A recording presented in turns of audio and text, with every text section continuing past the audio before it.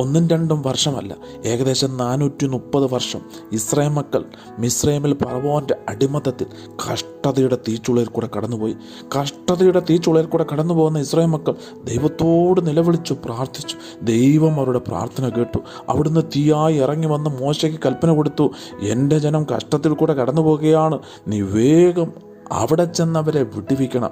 മോശ ദൂത് ഏറ്റെടുത്ത് ഇസ്രായേൽ മക്കളെ മിസ്രൈമിൽ നിന്ന് വിടുവിച്ചുകൊണ്ട് മരുഭൂമിയിൽ കൂടെ പാലും തേനും ഒഴുകുന്ന ദേശത്തേക്ക് നടത്തിക്കൊണ്ടു പോകുകയാണ്.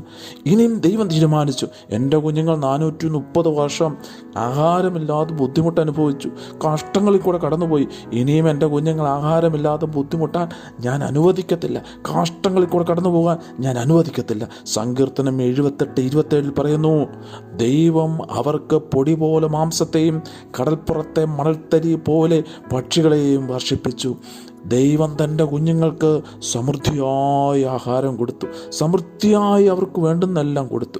ഇത്ര നല്ല ദൈവത്തെയാണ് ഞാനും നിങ്ങളും സേവിക്കുന്നത്. കഴിഞ്ഞ കാലങ്ങളിലെ കഷ്ടങ്ങൾ അവിടുന്ന് കണ്ടു, ബുദ്ധിമുട്ടുകൾ അവിടുന്ന് കണ്ടു. ഇനിയും അത് വരുവാൻ അവിടുന്ന് അനുവദിക്കത്തില്ല. അവിടുന്ന് തീയായി നിങ്ങളുടെ കൂടെയുണ്ട്. അവിടുന്ന് ആകാശത്തിലെ കിളിവാതിൽ തുറന്ന് സ്ഥലം പോരാതെ വരുവോളം നിങ്ങളുടെ മേൽ സമൃദ്ധി പകരുന്ന ദൈവമാണ്. ആ നല്ല ദൈവത്തെ വിളിച്ചപേക്ഷിച്ച് ആ മഹാദൈവത്തോട് കൂടെ ചേർന്ന് നടന്നാട്ടെ. അവിടുന്ന് നിങ്ങളെ പാലും തേനും ഒഴുകുന്ന കനാൽ ദേശത്ത് സ്വർഗീയ പർദീസയിൽ എത്തിച്ചിരിക്കും.